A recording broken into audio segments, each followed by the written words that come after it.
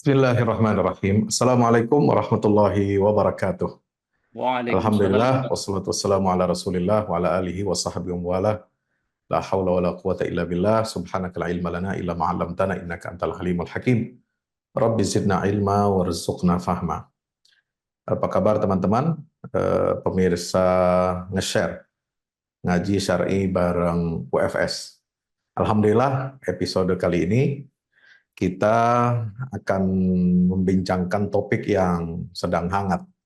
Walaupun sebenarnya hangatnya ini bukan sekarang aja, dari beberapa tahun sebelumnya, ya topik tentang relasi ya antara Muhammadiyah sebagai sebuah gerakan dakwah amar ma'ruf nahi mungkar, tentu dengan manhajnya ya dalam beragama, ya kita kenal dengan manhaj tarjih itu eh, yang memiliki ciri khas ya corak yang bisa dikatakan ada banyak sekali kemiripan dan kesamaan dengan gerakan salafiyah ya, atau salafi kontemporer.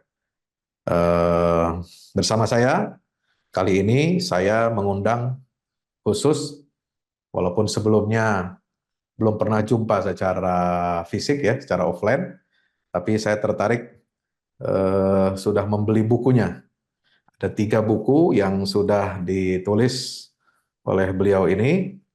Ya, nanti kita akan tanya lebih dalam tentang buku-buku ini, tentang titik pisah fikih Salafi dan Muhammadiyah. Juga ini ada 2 jilid dan bincang 7 masalah khilafiyah. Ya, saya mengundang Ustadz Dr. Haji Ali Trigiatno MAG. Assalamualaikum. Waalaikumsalam warahmatullahi wabarakatuh. Apa kabar Ustadz Ali? Alhamdulillah, baik, Ya, ini baik. tinggalnya di mana domisilinya nih Anto? Saya di Batang, Jawa Tengah. Oh, Kota Batang, Jawa Batang. Tengah ya. Oh, Ya. masih dari Pekalongan itu masih Masih ke masih jauh timur lagi ya. sekitar 70 Sekitar berapa? kilo lah. Oh iya ya, ya, alhamdulillah. Masih sekitar 7 kilometeran dari Kota Pekalongan. Oh iya ya, alhamdulillah. Ya, saya juga pernah sampai ke daerah sana ya, tapi nggak sering. Lebih seringnya di Pekalongan itu. Sampai ke mana Oke. itu? Eh, Daerah yang menjadi dulu tempat Munas Tarjih ya. Munas Tarjih Oh ya, Muhammadiyah. Wiradesa, ya. Wiradesa. Ya, sampai di Wiradesa itu. Berapa Bisa. kali pengajian, tablik akbar, Ya. saya pernah mengisi di sana itu sebelum COVID ya, masih Ya. offline itu. Alhamdulillah. Nah ini Ustadz Ali ini beliau juga aktif di pengurus daerah Muhammadiyah ya, di mana? Di Batang. PDM Kota Batang ya, Ya, itu yang Ustadz ya. lalu. Kalau sekarang sudah enggak, sekarang di wilayah ya, di Ketua Majelis Tabligh Wilayah. Oh, jadi sekarang di Ketua Majelis Tablik PWM. PWM Tengah, ya. Oh, pimpinan wilayah Muhammadiyah Jawa Tengah ya. Ya. Masya Allah.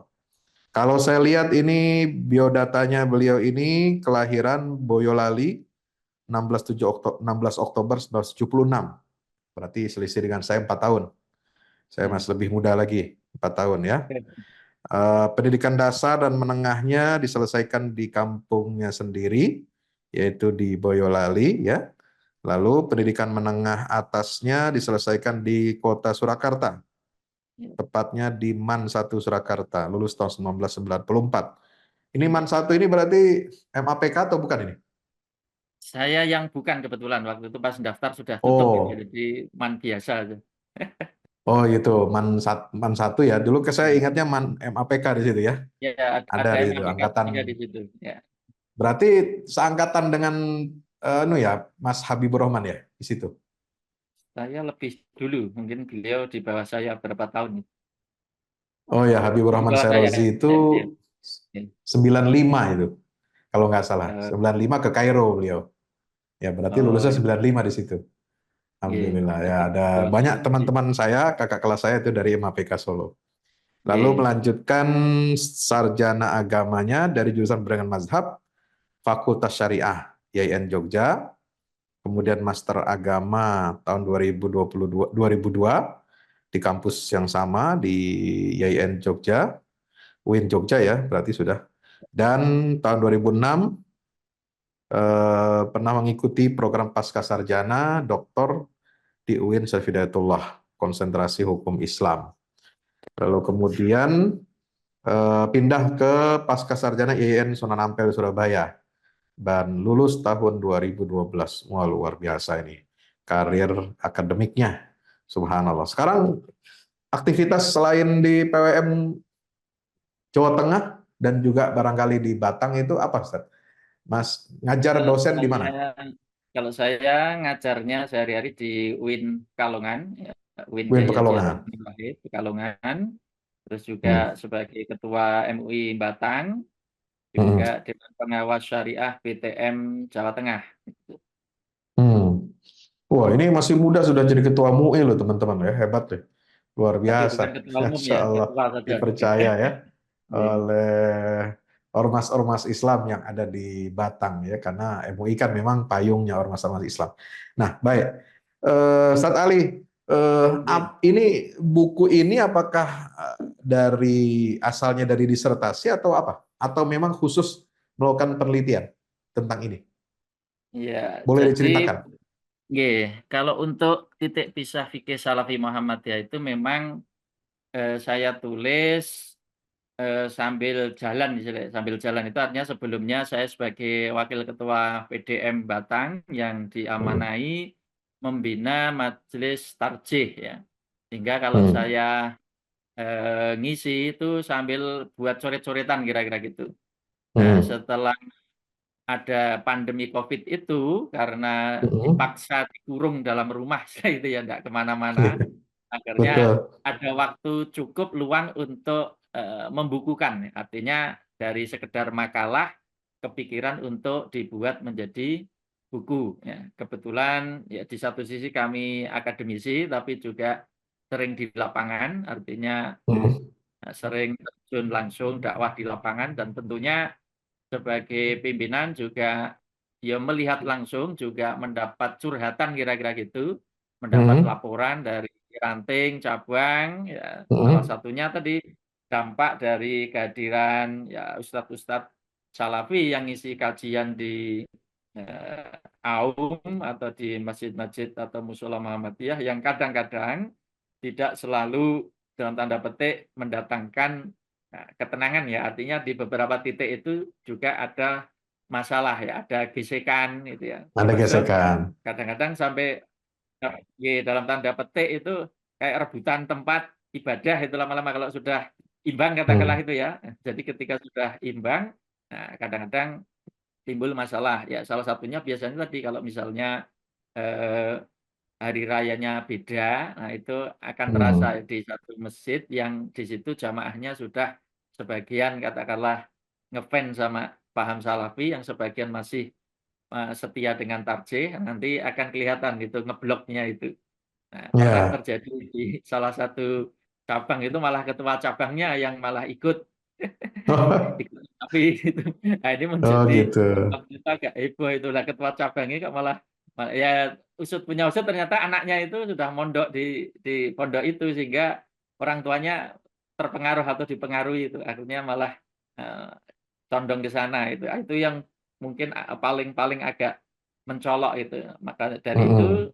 berangkat dari ya pengalaman, kejadian juga pengamatan, akhirnya saya berpikir ya perlulah saya tulis ya karena tadi dalam pandangan orang kebanyakan atau di akar rumput ya taunya baru persamaan lah ya. Secara umum tentu orang akan mengatakan Salafi Muhammadiyah itu sama atau banyak Iya. kesamaannya. Sementara perbedaannya itu kan masih disimpan kadang-kadang ya, artinya belum keluar gitu ya. Nah, keluarnya itu kadang-kadang sudah rodo telat kalau orang Jawa bilang itu. Artinya Iya. tahunya setelah 2 tahun loh baru sadar, loh ternyata kok ini ya dia ngecam hisab ya. Tak kira dulu sama ya. Tiba-tiba ketika terjadi perbedaan misalnya penetapan hari raya, dia dalam tanda petik menyerang menyerang paham hisab atau nyalahke lah ya.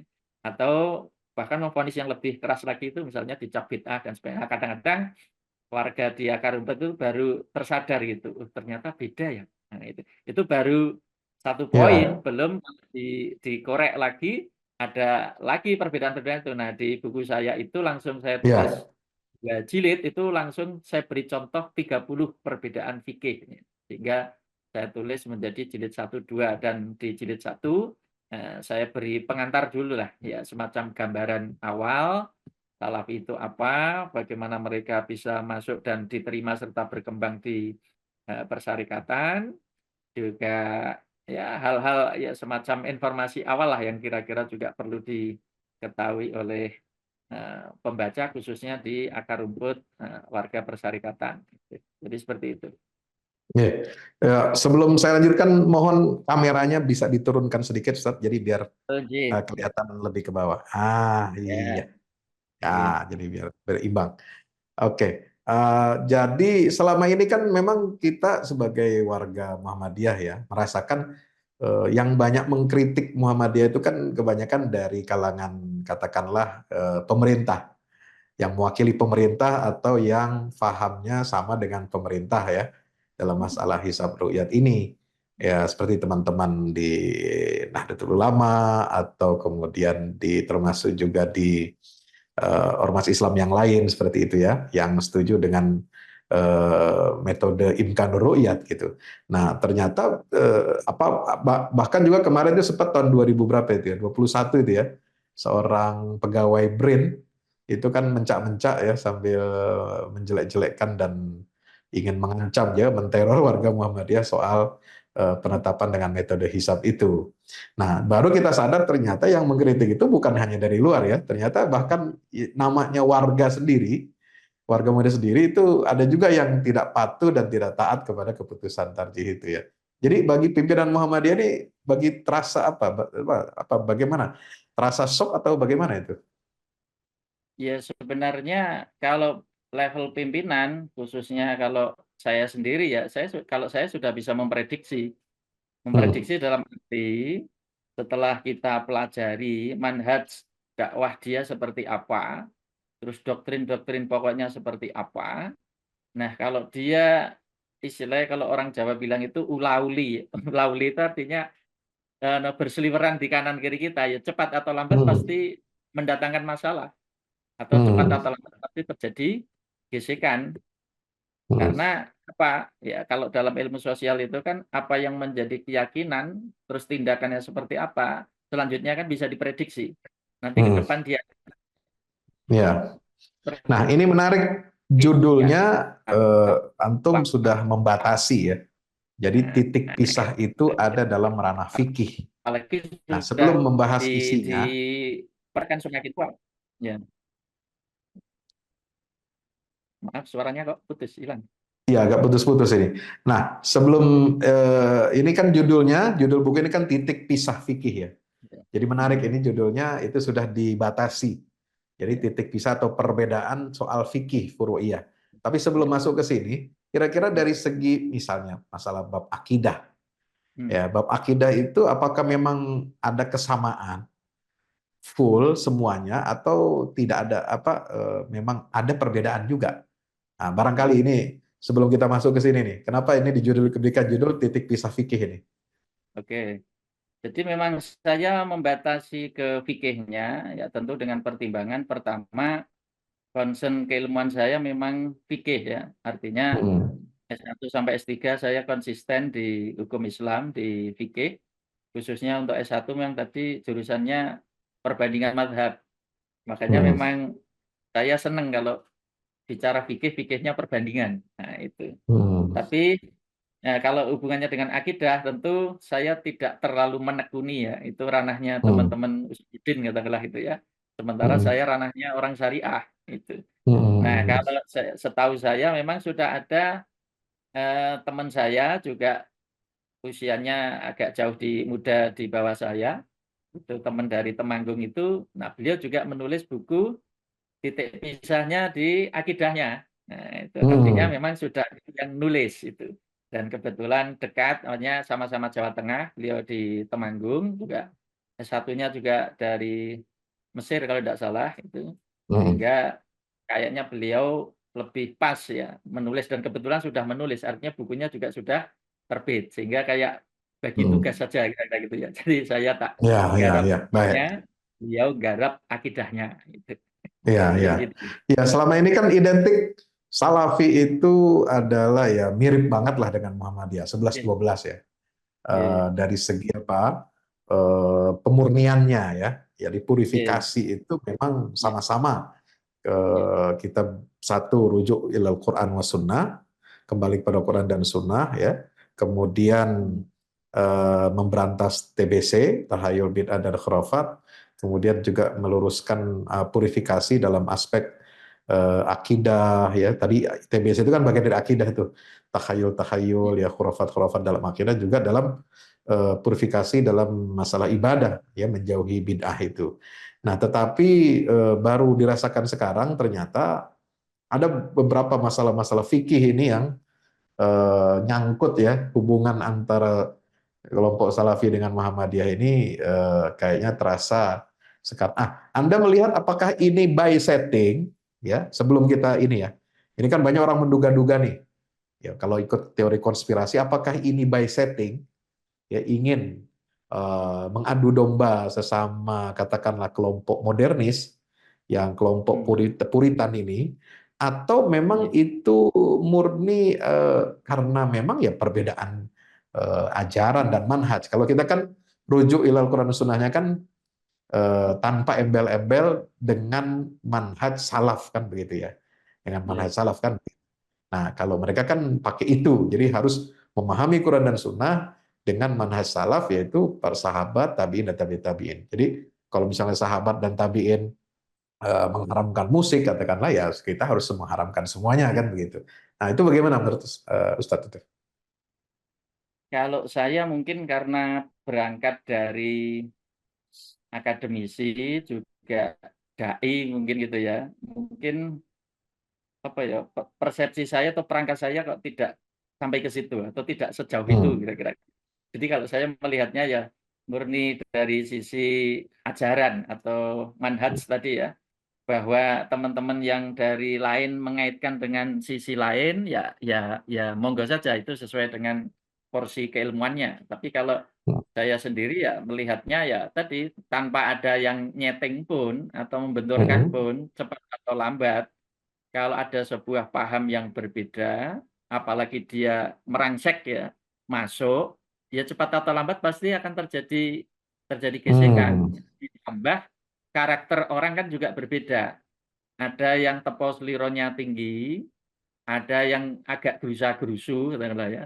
Ada yang tastes itu, tegas-tegasan saja. Ya, karakter orang juga beda-beda, sehingga ketika menyikapi perbedaan, apalagi nyun sewu ya akar rumput orang bawah, ya kan tidak akan sebijak dan searif orang terpelajar gitu. Yang terpelajar pun juga tidak ada jaminan, misalnya orangnya bisa arif, bisa toleran, bisa luas menyikapi perbedaan. Nah, itu. Jadi dengan doktrin-doktrin apa namanya atau manhaj salafi yang seperti itu, ya cepat atau lambat pasti akan terjadi gesekan. Misalnya ya, kalau saya Ya. mengamati nyun sewu, misalnya teman-teman salafi itu kayak punya anu anggapan bahwa kebenaran fikih itu tunggal ya. Hmm. Jadi yang benar itu satu, yang lain salah. Jadi kebenaran itu tidak berbilang kira-kira gitu. Hmm. Nah, masalahnya kebenaran itu sudah diklaim milik kelompoknya gitu loh. Jadi orang lain Hmm. itu sudah diposisikan keliru atau salah gitu. Jadi kalau orang sudah meyakini kebenaran itu hanya satu, yang lain pasti salah dan yang benar itu Hmm. kami, Anda salah. Nah, ini Hmm. doktrin seperti ini ya cepat atau Hmm. lambat pasti akan gesekan dengan sebelahnya itu. Apalagi kalau secara vulgar diulang-ulang atau di bulan baleni seperti itu. Nah, berbeda misalnya dengan doktrin manhaj tarjih, bahwa manhaj tarjih itu bersifat terbuka dan toleran. Nah, terbuka itu termasuk Hmm. dengan kritikan, dengan masukan, ya. Toleran juga tidak merasa paling benar. Itu sudah menjadi doktrin atau manhaj tarjih, sehingga orang Muhammadiyah menyikapi perbedaan khilafiyah furu'iyah ya lebih luas atau lebih dewasa. Ya walaupun tidak semua lagi-lagi ya, karena tentu tidak semua orang sudah baca atau sudah meresapi atau sudah menghayati. Tapi bagi yang sudah menghayati atau memahami manhaj tarjih yang pokok-pokok manhaj tarjih yang 16 itu, Ya salah satunya itu tadi terbuka dan toleran. Dia tidak Hmm. perbedaan fikih tidak terlalu dijadikan masalah. Kebanyakan orang eh, itu kan meyakini bahwa seperti dalam hadis yang terkenal itu ya kalau ada hakim beristihad, kalau benar ya falahu ajron, dia dapat 2 Hmm. pahala. Kalau salah ajrun wahid, hanya masih dapat pahala. Sehingga orang tidak Ya. terlalu apa ya, terlalu panas lah, tidak terlalu tegang lah. Anggap saja misalnya tadi ya ada perbedaan penetapan hari raya misalnya. Hmm. Anggap saja misalnya yang benar hari yang pertama mendahului ya dia dapat 2 pahala. Nah, yang hari kedua 1 pahala. Itu kan masih agak sejuk lah. Atau sebaliknya kalau yang benar yang hari kedua ya dia yang 2 pahala, ini yang 1 pahala. Itu masih agak sejuk. Tapi kalau yang satu merasa yang benar hanya satu, yang satunya itu salah. Itu. Nah masalahnya tadi yang memposisikan benar satu itu, yang benar itu saya, Anda itu salah. Hmm. Nah, akhirnya yang disalah-salahkan kan juga tidak selalu misalnya bisa menerima, apalagi kalau tudingan itu diulang-ulang, ya tentu sedikit banyak akan memancing perdebatan yang sebenarnya kurang perlu dan tidak produktif. Gitu. Tapi kalau sejak awal kita sudah frame berpikirnya bahwa ijtihad itu bisa benar, bisa salah. Yang benar 2 pahala, yang salah 1 pahala. Itu Hmm. kan lebih nyaman lah kira-kira Lebih begitu. nyaman Artinya ya. Ya, kemungkinan betul. bisikannya lebih kecil gitu. Jadi seperti itu. Ya, jadi itu salah satu karakter ya yang membedakan antara Ya, Muhammadiyah dengan kelompok Salafi ya. ya, Meskipun Muhammadiyah menganggap bahwa kami sudah berusaha dengan istihad kami, hmm, dengan tarjih ini adalah menurut kami yang saat ini yang kami yakini benar, tetapi kan tidak menafikan kebenaran yang lain atau ya, istihad yang lain. Kan ada kaidah, antum lebih paham ya, di Fakultas Syariah ya, itu al istihad la yunqadu bil istihad kan begitu. Kemudian juga la ingkaro apa namanya fil mukhtalaf alaih, ya tidak boleh ada kita mengingkari adanya perbedaan dalam masalah yang memang itu ikhtilaf di kalangan para ulama, kecuali hal itu sifatnya mujma alaih, yaitu tidak boleh ya ada pengingkaran gitu. Jadi itu salah satu. Nah, ada karakter lain nggak yang kira-kira yang membedakan ini? Sebelum kita masuk ya, lebih rinci detail masalah buku ini, ya. karakter fikihnya Salafi dengan Muhammadiyah itu selain itu apa kira-kira? Ya, itu tadi ketika teman-teman Salafi mengunggulkan pemahaman ulama salaf ya. Nah, itu kalau Muhammadiyah kan embel-embel itu kan tidak tidak muncul. Yang muncul kan Hmm. dipahami secara utuh, komprehensif. Nah, itu. Sementara kalau teman Salafi kan mengunggulkan atau katakanlah selalu ya merujuk ke pemahaman ulama salaf. Nah, Hmm. dalam konteks akidah dan ibadah mahdoh mungkin tidak banyak berubah. Artinya kita akuilah supremasi pemahaman ulama salaf, katakanlah di situ lebih otoritatif ya. Kalau kita bicara akidah dan ibadah mahdoh. Nah, yang Mahdoh, jadi ya. masalah itu ketika kita bicara muamalah gitu loh. Nah, Hmm. muamalah itu kan dinamis, ya, berkembang. Yeah. Apalagi jarak waktunya dengan Nabi misalnya udah 1400 tahun. Nah, apa Hmm. iya dalam hal tertentu loh ya, pemahaman Ya. ulama salaf, entah itu sahabat, entah itu tabiin, selalu lebih unggul atau diunggulkan gitu. Karena tadi Hmm. ciri-ciri muamalah itu adalah dinamis atau berkembang. Misalnya ya kita ambil contoh ya, tafsir Maksur ya misalnya, atau Bari misalnya, atau Asyuyuti lah yang agak belakangan itu, Ad-Durrul Mansur itu. Itu kita baca misalnya ketika bahkan Nabi sendiri ya menafsirkan terhadap ayat itu wa'aitu lahum mastata'tum min quwwah wa mir ribatil khaili turhibu nabihi aduwallah itu al-ayah itu ya. Nah, Hmm. al-quwwah di situ ya, siap-siapkanlah ya ada berbagai menurut kesanggupanmu untuk berperang min quwwah ya, kekuatan. Nah, kuwah itu kan oleh Nabi ditafsirkan atau Ar-Romyu. diartikan aromyu, memanah gitu. Nah, itu kan kalau bicara muamalah ya kondisional tuh itu. Kondisional itu Hmm. artinya ya senjata yang paling canggih di masa itu ya aromyu ditambah kuda pilihan itu. Kuda-kuda jantan Hmm. terus pemanah pakai kuda itu kan pasukan super elit katakanlah ya untuk untuk era waktu Ya, itu. saat itu ya, Ya, saat sudah itu kan puncaknya gitu. katakanlah ya, puncaknya Nah, senjata canggih, alat canggih. Nah, tentu kalau tafsir seperti ini kan harusnya kan kondisional, situasional. Artinya zaman sekarang ya tidak mungkin orang akan mengunggulkan tafsir Al-Quwah itu identik dengan Ar-Romyu misalnya itu. Nah, mm-mm, sekarang ya Al-Quwah itu ya bisa rudal, bisa pesawat supersonik atau apalah. Itu artinya apa? mm-mm, Penafsiran yang terkait dengan muamalah ya berkembang sesuai dengan zaman gitu. Nah, sama misalnya mm-mm, ketika Muhammadiyah dengan jargonnya berkemajuan eh, memandang misalnya hisab tadi, bagaimana mungkin hisab zaman sekarang terus orang mengutip ulama abad ke-7 misalnya atau abad ke-5 yang mm-mm, mungkin memandang hisab waktu itu mungkin nyemeh itu ya. Nyemeh itu kayak apa ya mungkin ya ya belum belum matang, belum akurat atau peminat mm, sedikit atau mungkin dibayangkan yang cenderung negatif dikaitkan dengan nujum dan lain sebagainya. Tapi ulama sekarang melihat hisab misalnya, melihat astronomi ya tentu akan lebih respect lagi.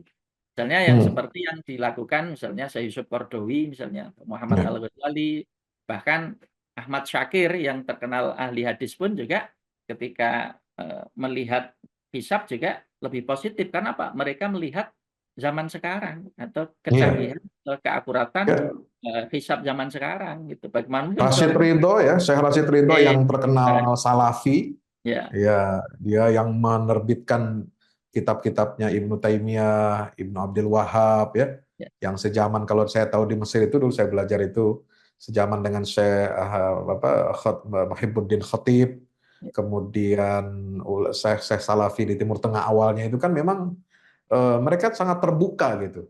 Ya, ya terhadap perubahan, terhadap sains, teknologi gitu. Nah, barangkali kuncinya di salah satunya ini, Ustaz ya, dalam muamalah dan sains teknologi untuk menerapkan fikih itu kayaknya mereka lebih tertutup ya, tidak membuka diri gitu. ya.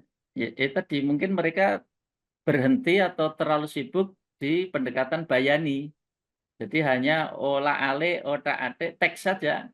Itu pun pemahamannya cenderung harfiah atau letterlek gitu. Sementara kalau Muhammadiyah kan bayani melangkah lagi ke burhani. Burhani bisa melangkah lagi ke irfani. Sehingga kalau saya ibaratkan alat ya, ibarat tukang yang diamanai untuk membuat lemari atau kursi, alat yang dipakai tarjih itu lebih lengkap kira-kira gitu. Ya ibarat gergaji saja itu punya 5 model, sehingga motongnya itu halus kira-kira gitu, ngolahnya itu halus. Hmm. Bandingkan kalau orang misalnya hanya punya golok, apa saja dipotong pakai golok misalnya itu. Kayu Hmm. dipotong pakai golok, besi pakai golok, apa semua dipotong pakai golok. Lah hasilnya bisa diduga seperti apa itu. Tapi beda kalau Hmm. gergaji saja punya 5. Oh ini motong besi, ada gergaji khusus untuk besi. Oh ini kayu yang besar, oh ada gergaji khusus yang besar. Oh ini yang kecil ada. Jadi ibaratnya itu alat insya Allah lebih lebih lengkap sehingga produk hukum yang dikeluarkan atau dihasilkan itu lebih halus kira-kira gitu ya. Jadi tidak hanya berhenti atau mandek di bayani saja. Quran atau hadis hanya diotak-atik dari sisi bahasa. Kadang-kadang juga Hmm. melupakan konteksnya ya. Hanya Ya.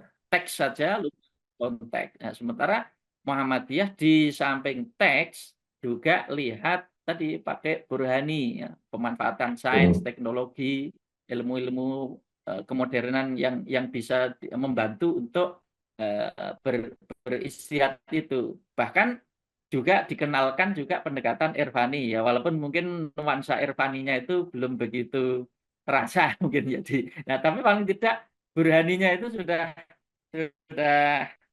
sudah terasanya selangkah lebih berkembang kira-kira begitulah daripada yang berhenti di bayani saja kira-kira begitu. Ya, alhamdulillah. Ya, jadi tadi ya teman-teman yang mungkin menyaksikan ini bisa menangkap ya kultur fikih ya dalam istihad itu ternyata memang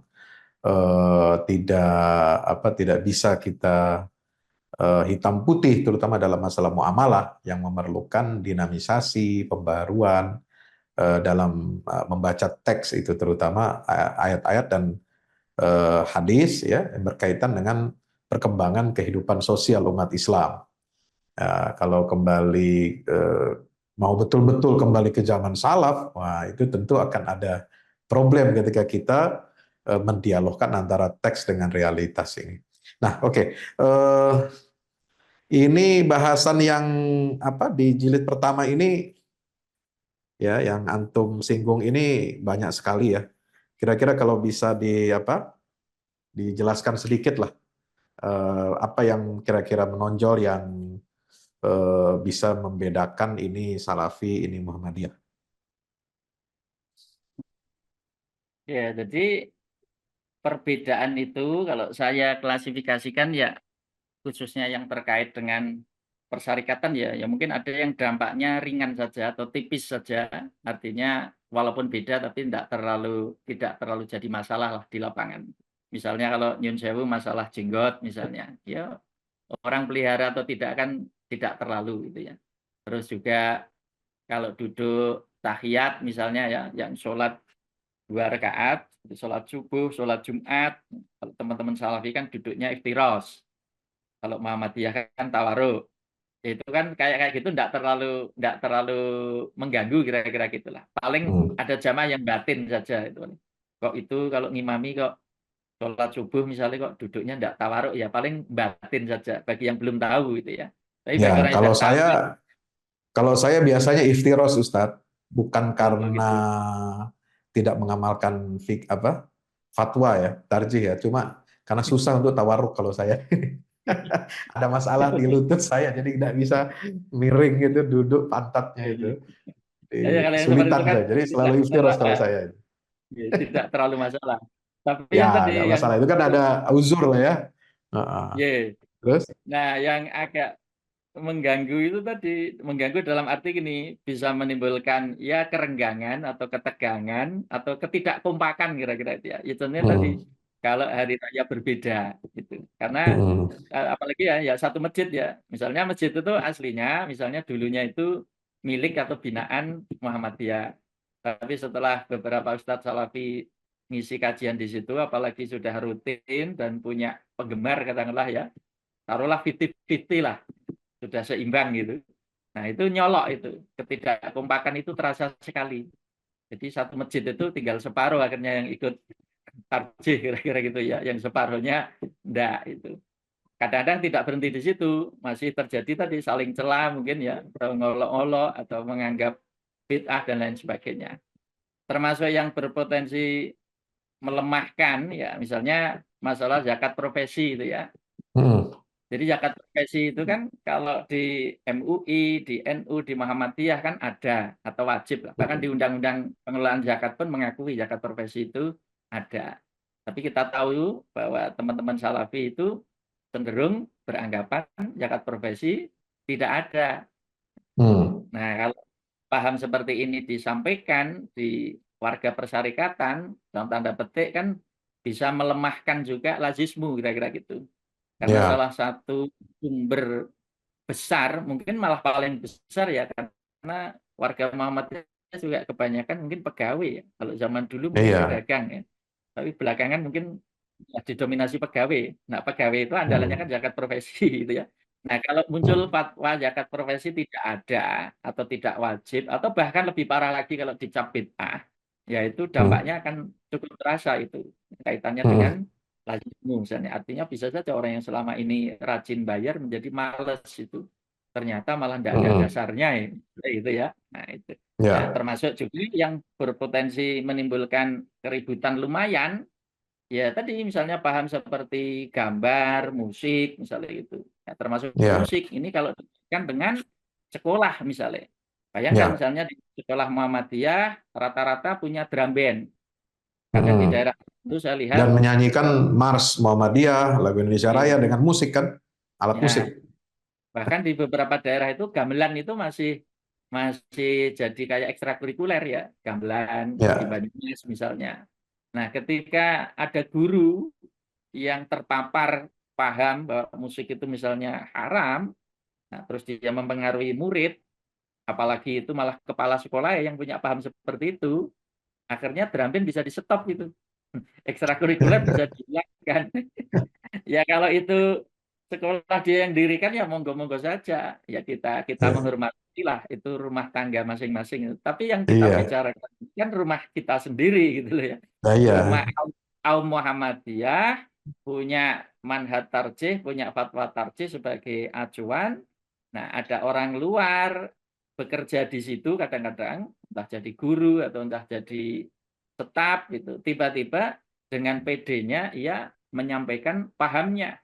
Ya tentu sedikit Mm-mm. banyak akan menimbulkan ya Pasti dong. kericuan. Iya. Iya pasti itu. Termasuk tadi Mm-mm. kalau dia diam-diam menggosi anak-anak misalnya jadi males upacara, bahkan ada satu Mm-mm. dua yang tidak mau hormat bendera. Termasuk Mm-mm. juga tadi kadang-kadang juga ada fatwa lucu kalau di grup-grup itu. Katanya Mm-mm. kalau lagunya halal tapi musiknya haram. Nah, terus kalau Mm-mm. lagu diiringi musik apa terus nyanyi tapi telinganya maksudnya kok unik bagi kita unik lah Iya. dan sulit gitu. Padahal kita juga dalam usul fikih atau filsafat hukum kita kan juga belajar bahwa salah satu prinsip tasyri' itu ya adamul haraj ya, menghindari Iya. kepicikan, menghindari kesempitan. Nah, kalau Mm-mm. fatwa yang model-model letterlek begini diterapkan ya salah satu dampaknya kan haraj itu ya, sempit Mm-mm. ya. Menghindar sulit, tidak menghindar katanya dosa, terus gimana lagi? Yang jelas rupek kalau orang Jawa bilang gitu ya. Mm-mm. Nah, apa iya istilahnya syariat itu atau hukum-hukum itu diturunkan untuk membuat orang sulit atau sumpah atau rupek gitu. Padahal Allah mengatakan ya, ma jalalahu Ini min min haraj haraj. gitu ya. Ya Allah tidak menjadikan urusan agama atau dalam agama itu satu kesempitan gitu. Jadi wa ma ja'ala ini min haraj Min ya. haraj. Dalam agama tidak ada kesempitan ya. Adamul haraj sehingga itu menjadi prinsip itu. Prinsip. Padahal Ya. padahal zaman sekarang lagi-lagi zaman sekarang seharusnya kalau kita mau mau agak agak jujur juga ya. Nah, kira-kira musik zaman dulu sehingga hampir semua ulama katakanlah sepakat untuk mencela atau mengharamkan itu sebenarnya musiknya itu kayak apa atau seperti Mm-mm. apa. Nah, Ya. dan hampir pasti kita pastikan ya orang kalau mau mendengar musik waktu itu kan harus live istilahnya. Live itu langsung karena tidak ada Ya. rekaman gitu kan. Ya, Tidak ada betul. rekaman, belum ada rekaman. Jadi orang kalau Dan mau lihat biasanya musik, musik saat itu adanya di majelis-majelis maksiat. nah itu loh. Jadi sudah live harus menyediakan waktu khusus, tempat khusus, dan sangat boleh jadi tadi dikelilingi atau identik dengan pelaku orang-orang fasik. Terus di situ mungkin Homer ada ya, minum, dengan ya perempuan dua wanita pezina yang gitu.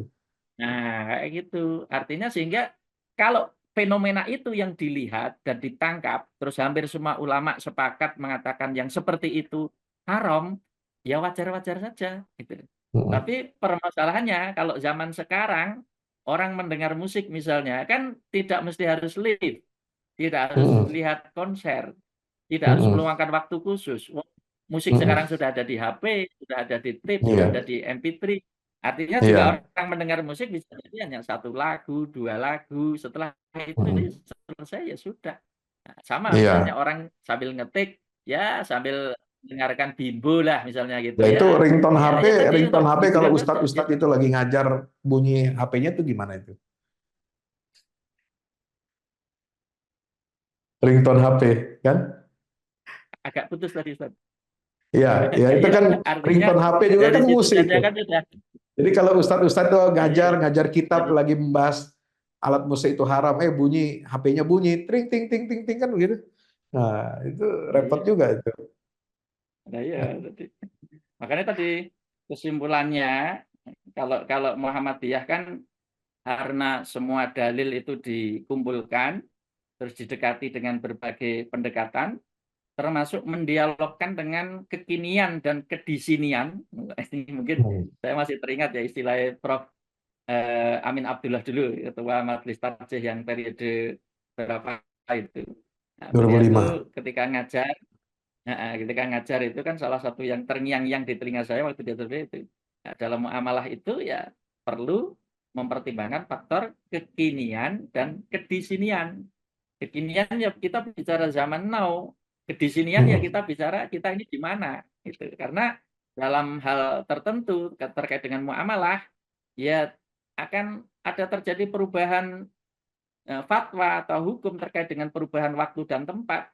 Bahkan kalau kita sedikit menoleh ke masa lalu, jangankan kita dengan Nabi yang terpaut 1400-an tahun lebih, wong Nabi dengan Khalifah Umar ketika jadi khalifah itu kan jedanya baru katakanlah belasan tahun lah ya, baru berapa tahun itu. Itu ternyata Ya 5 tahun lah awal. Tidak semua fatwa atau putusan Nabi itu dijalankan atau dipakai oleh Khalifah Umar. Ya contohnya banyak lah, itu sudah ada disertasi tersendiri yang mengangkat fikih Umar bin Khattab itu seperti apa di bidang ekonomi, di bidang Ya, pidana dan fikih Umar itu sebagainya. terkenal ya. Ya, fikih Umar kan punya kekhasan tersendiri. Tapi juga perlu kita sampaikan di sini dengan teman. Khalifah Umar itu kan dianggap pionir rasionalisme dalam hukum Islam kira-kira gitu ya. Tapi anaknya sendiri Abdullah bin Umar itu terkenal tradisionalis sekali. Jadi antara ayah sama anak itu punya karakter yang berbeda. Jadi boleh dibilang ya, Khalifah Umar itulah itu keragaman sebagai istihad ya. pionir. Keragaman. Ya. Masalah lain nih, misalnya nih masalah Satu isbal. keluarga saja. Masalah isbal.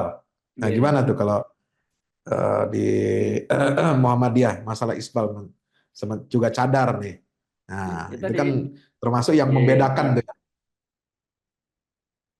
Ya.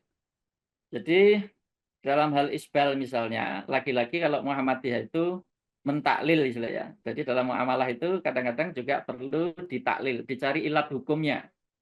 Karena kalau hanya sekedar letter luck diikuti, kadang-kadang itu rohnya hilang.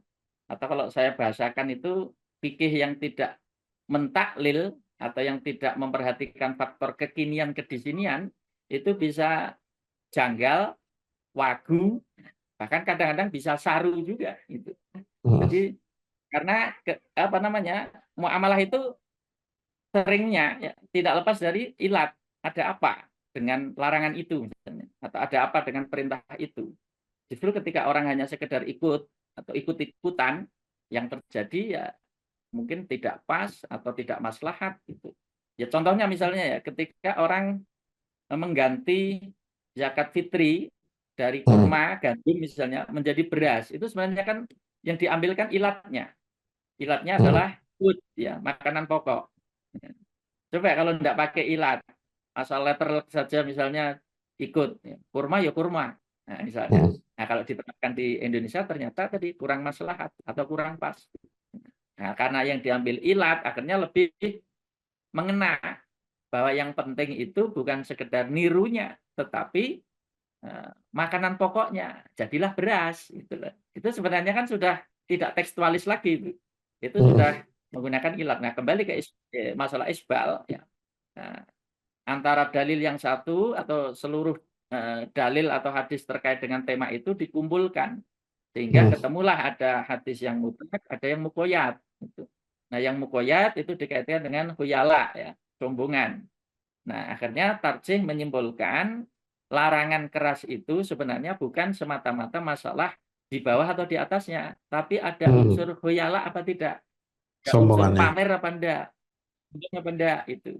Nah, masalahnya orang sekarang misalnya celananya di bawah mata kaki, apa otomatis itu dipakai untuk gaya gitu istilahnya, untuk pamer. Lagi juga apa sih pamer kain 1 senti itu apanya yang mau dipamerkan? Artinya untuk uruf orang sekarang ya biasa saja. Bahkan sebaliknya kita juga bisa bertanya, apa otomatis orang yang celananya di atas mata kaki otomatis selamat dari khuyala? Kan enggak juga. Bisa jadi dia merasa lebih suci atau lebih baik, saya lebih nyunah ini, sementara kamu tidak misalnya. Jadi kalau urusan hati mau pamer apa mau sombong, ya akan contoh itu akan bisa bergeser, berubah sesuai dengan zaman. Kalau motifnya adalah pengen pamer, lah orang sekarang mau pamer dengan celana ya tidak bisa.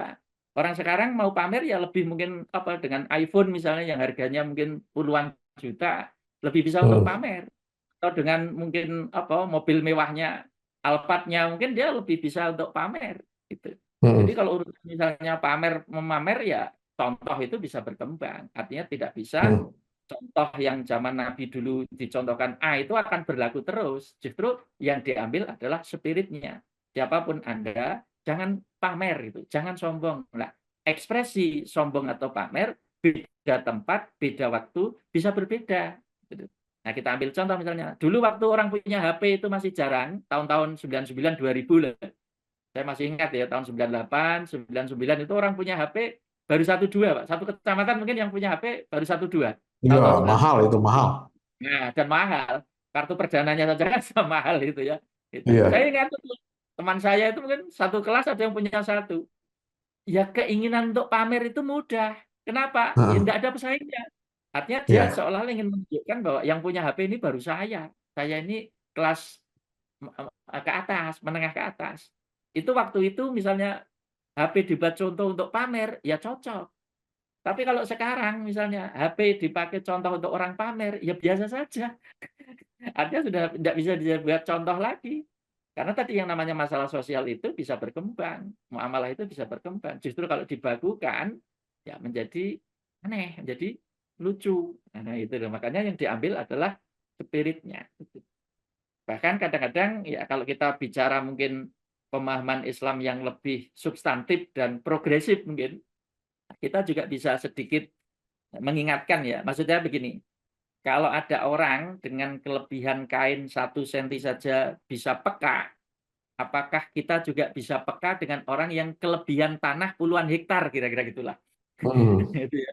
Ada orang punya tanah sampai ratusan hektar. Sementara masih ada orang yang sejengkal tanah saja tidak punya. Tidur di Iya. kolong jembatan. Apa itu tidak lebih layak untuk dikritik gitu?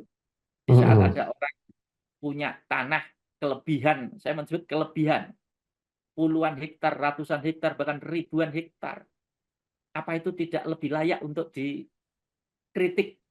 Kalau hidup berlebih-lebihannya itu loh maksud saya. Nah, Daripada orang hanya kalau sibuk. bertanya seperti itu, Ustaz, Ya, nanti teman-teman Salafi itu bilang kami ini nggak ada hubungannya dengan politik. Kita nggak suka mengkritik kebijakan-kebijakan politik karena mengkritik ulil amri itu dosa nanti gitu kan. Bisa jadi begitu ya. Wallahu iya. alam juga gitu. Saya memang kita nggak pernah denger tuh. Pokoknya Hmm. kritik-kritik terhadap masalah sosial, kebijakan apa gitu yang kira-kira yang mengganggu rasa keadilan sosial itu kok jarang mereka berbicara. Iya. Ya seolah-olah agama tidak ngurusi masalah itu. Padahal kan ara'aital ladzi yukadzibu biddin kan, kadzalikal ladzi yad'ul yatim itu kan ayat tentang keadilan sosial gitu ya. Seperti halnya yang dulu menginspirasi Ki Ahmad Dahlan mendirikan gerakan Muhammadiyah ini. Nah, itu menarik itu. Jadi kalau memang kita balikan begitu biasa ada ngelesnya juga. Kita ini murni masalah agama nih. Nggak bicara masalah politik nanti takut nyerempet masalah kebijakan pemerintah kan begitu ya. Oke, yang lain misalnya nih Ustadz, cadar ya, memang di Iya. Muhammadiyah ini tidak tidak apa ya, tidak lazim ya. Dan itu yang membedakan barangkali antara Muhammadiyah dengan terutama Aisyah dengan gerakan Salafi terutama dari kaum perempuannya begitu. Meskipun ada juga, saya tidak menutup mata ya, ada pegawai, ada guru-guru di sekolah Muhammadiyah yang menggunakan cadar. Gitu. Tapi kan selagi mereka tidak memaksakan apa pemahaman wajib cadar bagi kita kan tidak ada masalah toh. Iya. Nah ini bagaimana memandang masalah ini juga ini? Jadi yang saya pahami dari fatwa tarjih ya, jadi masalah cadar itu ya mubah sajalah paling tinggi ya. Tidak sampai sunnah apalagi wajib gitu ya. Jadi Hmm.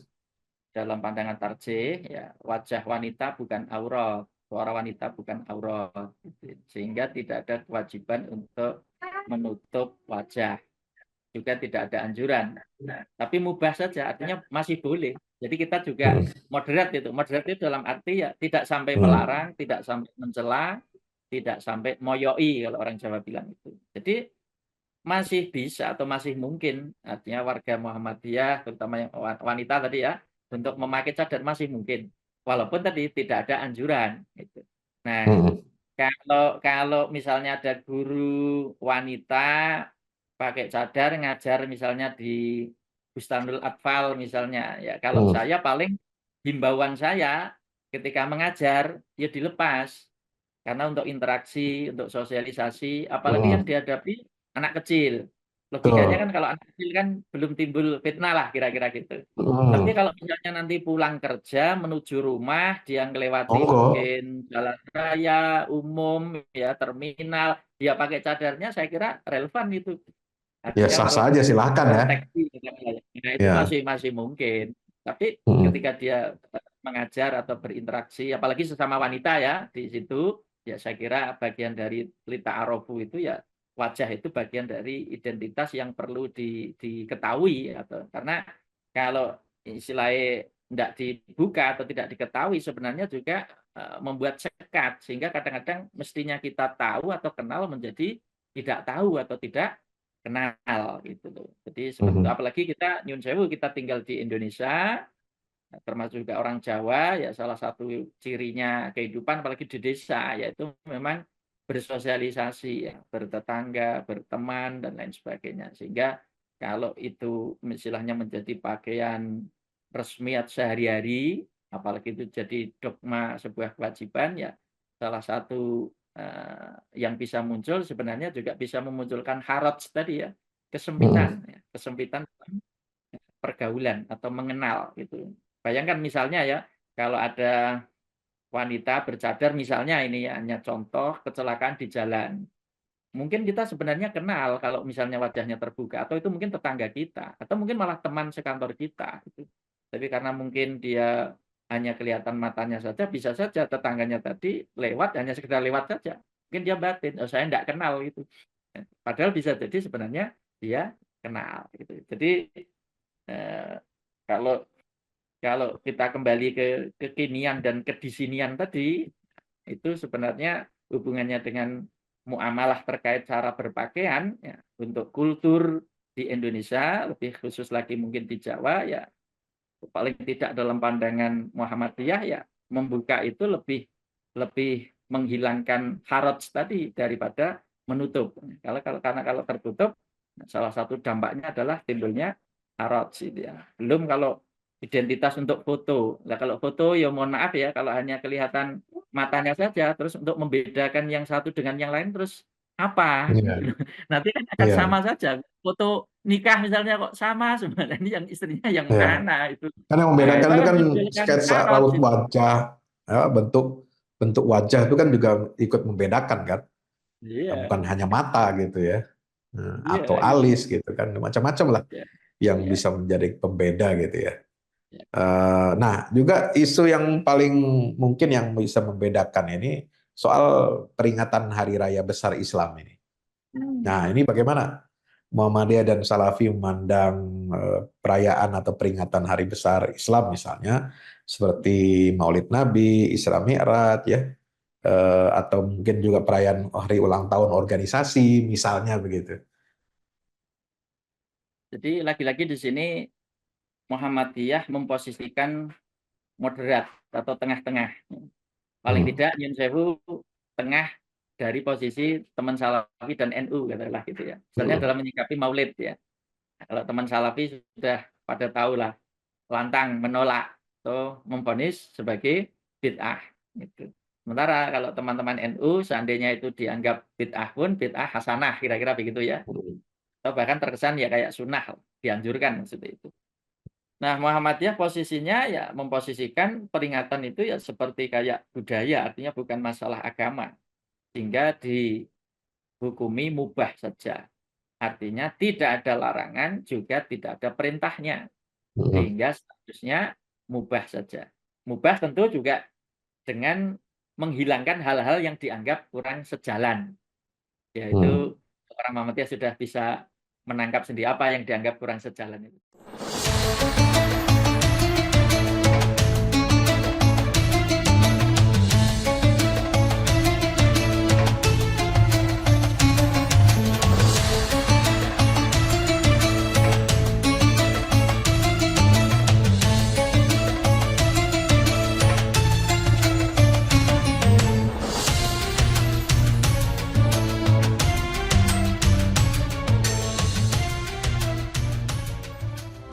Assalamualaikum warahmatullahi wabarakatuh. Tahniah barakallahu fikum untuk guru kita semua, Kiai Haji Fahmi Salim LCMA. Masya Allah tabarakallah, launching 2 buku Al-Mukarram, buku Wahai Anakku dan Runtuhkan Zionis. Dan selamat tahniah juga untuk peresmian gedung Al-Fahmu Institute Pusat Dakwah Al-Quran pada 26 Sya'ban hari Kamis 1445 Hijrah bertepatan dengan 7 Maret 2024. Saya, adik kelas Ustadz Fahmi Salim di Mesir, merasa ikut bahagia, ikut senang. Sekali lagi tahniah, Ajmal At-Tahani, ungkapan selamat yang terindah untuk Kiai Haji Fahmi Salim LCM. Barakallahu fikum.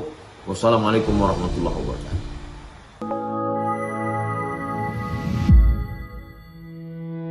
Yang terbaru dari Ustadz Fahmi Salim, 2 buku tentang parenting Qurani dan jihad membela Baitul Maqdis.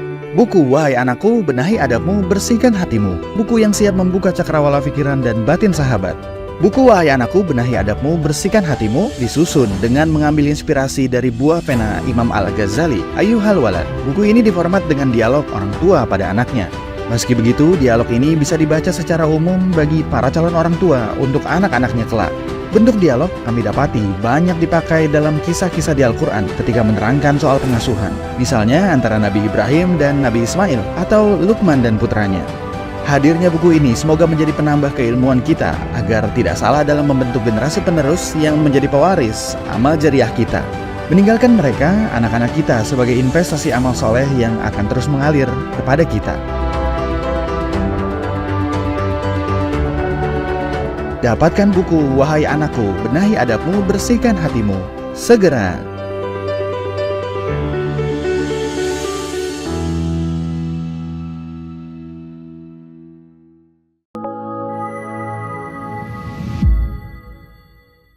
Yang terbaru dari Ustadz Fahmi Salim, buku Runtuhkan Zionis, Rebut Baitul Maqdis, buku yang siap membuka cakrawala pikiran dan batin sahabat. Sudah bisa dipesan sekarang juga. Hasil yang dicapai para mujahidin dalam pertempuran Badai Al-Aqsa 7 Oktober 2023 memiliki arti penting ataupun nilai strategis, bukan hanya dalam pembuktian bahwa kekuatan Israel bisa dikalahkan bahkan oleh pihak yang memiliki persenjataan jauh di bawahnya, melainkan juga dalam menyadarkan dunia Islam, terutama para pemimpinnya yang memilih menjadi penonton ketimbang membantu sesama saudaranya. Buku ini adalah salah satu bentuk dukungan dan ikhtiar dengan niat berjuang bersama-sama dengan mujahid Palestina. Tak sekedar memberikan informasi, membeberkan fakta atau data kepada khalayak di Indonesia. Buku ini juga hadir untuk meluruskan tudingan bahkan fitnah terhadap para pejuang di sana. Betapapun kita berada jauh dari Al-Quds, melalui buku ini kita akan dapatkan bagaimana kita bisa memperoleh pahala yang sebanding dengan para pejuang di garda terdepan di negeri perlawanan Palestina. Dapatkan buku Runtuhkan Zionis, Rebut Baitul Maqdis segera.